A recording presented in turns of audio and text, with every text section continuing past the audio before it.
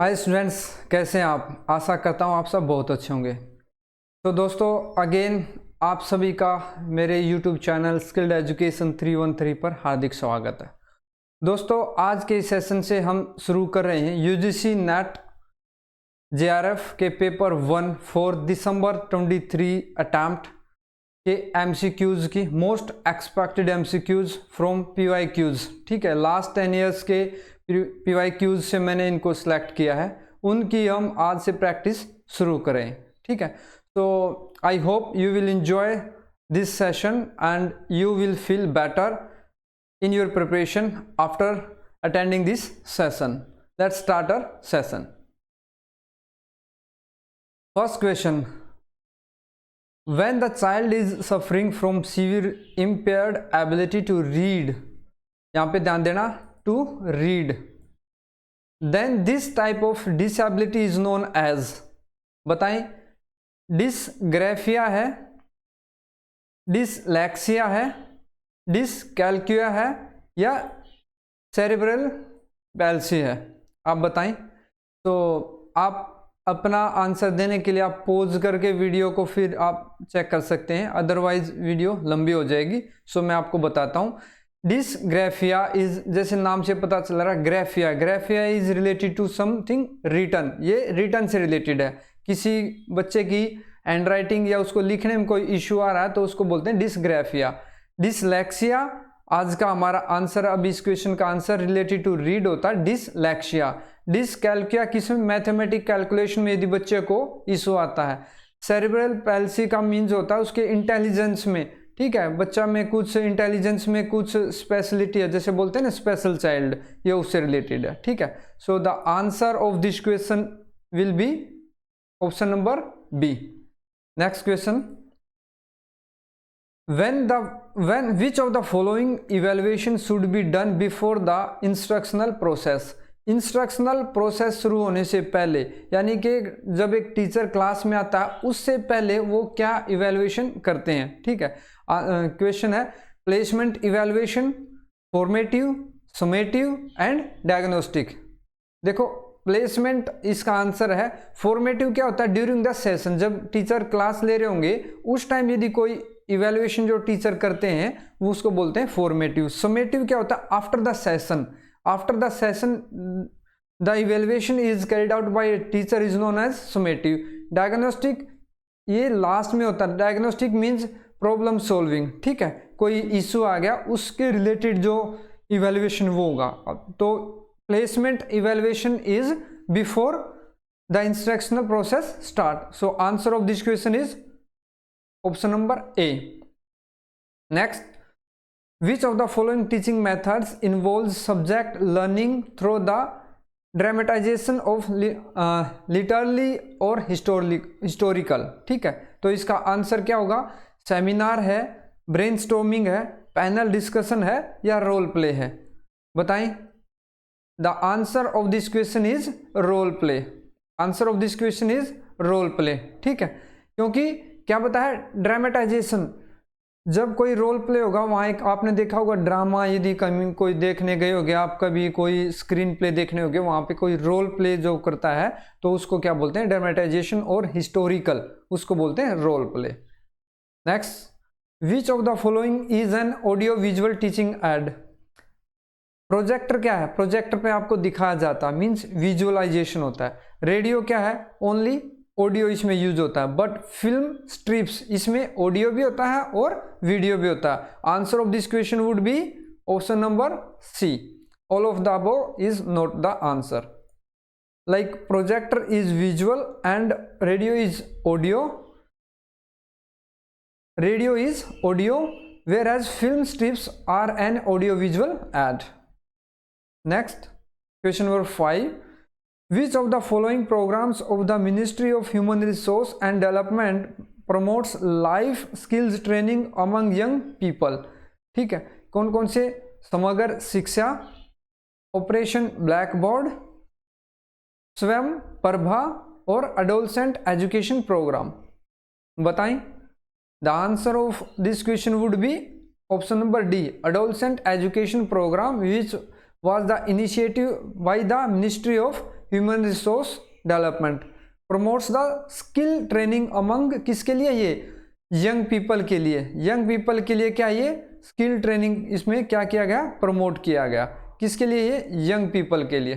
ठीक, next question number 6, which of the following teaching methods involves a group of experts coming together for a discussion. यहाँ पे देखना group of experts क्या coming together किसके लिए, for the discussion and learning specific technique and topic, किसके लिए, ये keyword जो होते हैं उनको आपको कैच करना है। ठीक है, स्पेसिफिक टेक्निक एंड टॉपिक, तो इसमें क्या क्या है, demonstration, lecture, discussion method and seminar. जैसे इसमें बोला कि एक्सपर्ट का इन्वॉल्वमेंट होता है, discussion on the specific topic, तो इसका answer would be option number D, seminar. Seminar में ये सब जो इसकी क्वालिटीज हैं, फीचर्स वो देखने को मिलती हैं।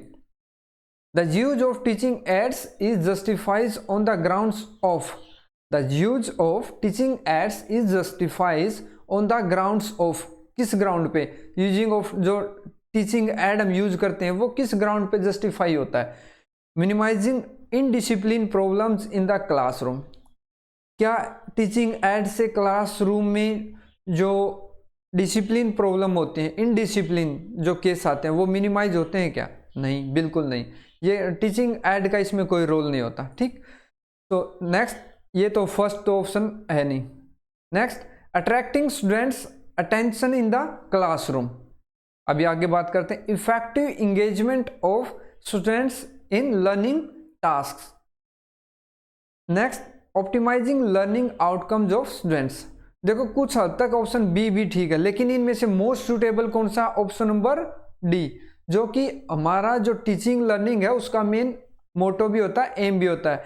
अट्रैक्टिंग कुछ हद तक अट्रैक्ट भी करते हैं attention in the classroom of the students, जैसे आजकल स्मार्ट बोर्ड आ गए, वहाँ पे यदि आप डायग्राम के साथ यदि आप टीचिंग कर रहे हैं तो वहाँ पे क्या कुछ हद तक अट्रैक्शन भी होता है, उनका अटेंशन होता है in the classroom.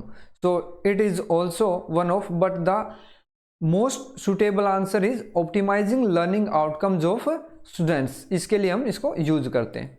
Next, in which teaching method learners participation is made optimal and proactive, optimum and proactive, learner participation जो है वो किस मेथड में सबसे ज़्यादा ऑप्टिमम है एंड प्रोएक्टिव है, किसमें लर्नर्स सबसे ज़्यादा एक्टिव होते हैं, डिस्कशन मेथड में, बूझ सेशन मेथड में, या प्रोजेक्ट मेथड में, या ब्रेनस्टॉर्मिंग सेशन मेथड में, किसमें होते हैं लर्नर्स का एक्टिवेशन पार्टिसिपेशन, ये होता है प्रोजेक्ट मेथड में। इसमें कैसे, जब आप किसी स्टूडेंट्स को कोई प्रोजेक्ट दे देते हैं तो सबसे ज़्यादा इन्वॉल्वमेंट उसका लर्नर का होता है उस प्रोजेक्ट में, वही अपने आप उसको प्रॉब्लम का जो है सोल्यूशन आइडेंटिफाई करता है, उसमें उसको एनालाइज करता है, उसके ऊपर वर्कआउट करके उसको प्रॉब्लम को क्या करता है, सोल्व करता है। So the answer is option number C.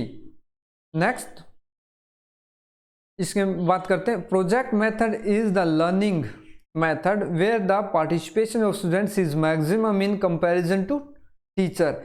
Teacher से ज्यादा इन्वॉल्वमेंट किसका होता है, स्टूडेंट्स का, इस प्रोजेक्ट मेथड में।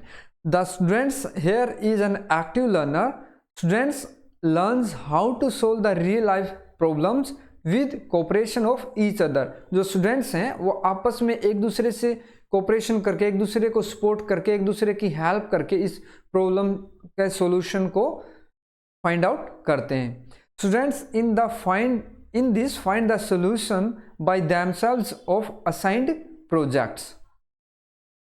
Next, what are the characteristics of continuous and comprehensive evaluation? यदि आपका जो एक टीचर है वो आपका इवेल्युएशन, एक स्टूडेंट्स का इवेल्युएशन कंटिन्यूसली कर रहे हैं, कंटिन्यूसली एंड कंप्रीहेंसिव, कंप्रीहेंसिव से आप क्या समझते हैं, मीन्स थोरोली बिल्कुल आपके टेस्ट लेके, ऐसे टाइप टेस्ट लेके, क्विज लेके, ऑब्जेक्टिव टाइप क्वेश्चन लेके, सब्जेक्टिव टाइप क्वेश्चन लेके, आपका during the session, after your examination, before your session, means comprehensive, the whole way में आपका इवेल्युएशन होता है और कंटिन्यूसली होता है। उसका क्या क्या होता है क्या कैरेक्टरिस्टिक्स हैं उसकी, अब डिस्कस करते हैं। It increases the workload on students by taking multiple test. बिल्कुल नहीं है, बिल्कुल नहीं है, इट्स टोटली रॉन्ग। क्या वो स्टूडेंट्स का लोड ओवरलोड करते हैं क्या स्टूडेंट्स का लोड बढ़ाते हैं क्या? बिल्कुल नहीं बढ़ाते हैं। ठीक। It replaces marks with grades, it replaces marks with grades, बिल्कुल सही है। Next, it evaluates every aspect of the students. जैसे मैंने बताया स्टूडेंट्स का 360 डिग्री मीन्स बिल्कुल थोरोली हर एंगल से, उसके बिहेवियर से, करेक्टर से, उसके रीडिंग स्किल से, उसके मार्क्स से, उसके इंटेलिजेंस से, उसके हैंडराइटिंग से, एवरी स्किल से उसका इवेल्युएशन होता है। It evaluates every aspect of the students. It helps in reducing examination phobia. बिल्कुल, जो एक एग्जाम का फोबिया, एग्जाम का जो डर स्टूडेंट्स के अंदर होता है, यहाँ पे मल्टीपल उसके टेस्ट लेके उसका इवेल्युएशन करके उसका जो एग्जामिनेशन का फोबिया उसको दूर किया जाता है। So this is also correct. So the answer is option number D, B, C and D. ठीक है। So next, just a minute, yes. Next, last question for this session. From the list given below, identify the learner characteristics which would facilitate teaching learning system to become effective. Select the right code to indicate your answer. क्या बोल रहा है इसमें? Characteristics बताएं एक learner की जो कि उनकी लर्निंग और टीचिंग सिस्टम में जो ज़्यादा इफेक्टिव रहती हैं। ठीक। जैसे प्रायर एक्सपीरियंस ऑफ लर्नर, आप कोई टॉपिक पढ़ाने जा रहे हैं लेकिन उस टॉपिक के बारे में यदि स्टूडेंट्स का कुछ प्रायर एक्सपीरियंस है तो वो उसको फर्दर उसके नॉलेज को ऐड करने के लिए, उसको समझने के लिए, उस पर्टिकुलर टॉपिक को अंडरस्टैंड करने, बेटर अंडरस्टैंड करने के लिए उसकी हेल्प करेगा। सो this is also one of the criteria. Next, learners family economic condition. बिल्कुल रॉन्ग है क्योंकि ये फैमिली की इकोनॉमिक कंडीशन से कोई रिलेशन नहीं है बच्चे की लर्निंग में, learning, teaching and learning process में। नेक्स्ट आता है aptitude of the learner. Aptitude of the learners बिल्कुल राइट है क्योंकि यदि लर्नर्स की जो स्किल्स हैं उनका एप्टीट्यूड जिस क्वालिटी का होगा उसके हिसाब से उसकी लर्निंग और टीचिंग प्रोसेस के ऊपर डिपेंड करेगा। नेक्स्ट आता है learner stage of development. Learner stage of development बिल्कुल सही है क्योंकि लर्नर्स अभी किस स्टेज में, इनिशियल स्टेज में है, मिडल स्टेज में है, या वो टॉप स्टेज में है ऑफ द लर्निंग। वो बेसिक से स्टार्ट कर रहा है या उसको मिडिल लेवल पे उसके कंसेप्ट क्लियर हैं या उसके पूरे एंटायर कंसेप्ट क्लियर है, ओनली नीड टू रिवीजन। ये उसका डेवलपमेंट के ऊपर, स्टेज ऑफ डेवलपमेंट के ऊपर डिपेंड करता है। Next, learners food habits and hobbies, बिल्कुल रॉन्ग।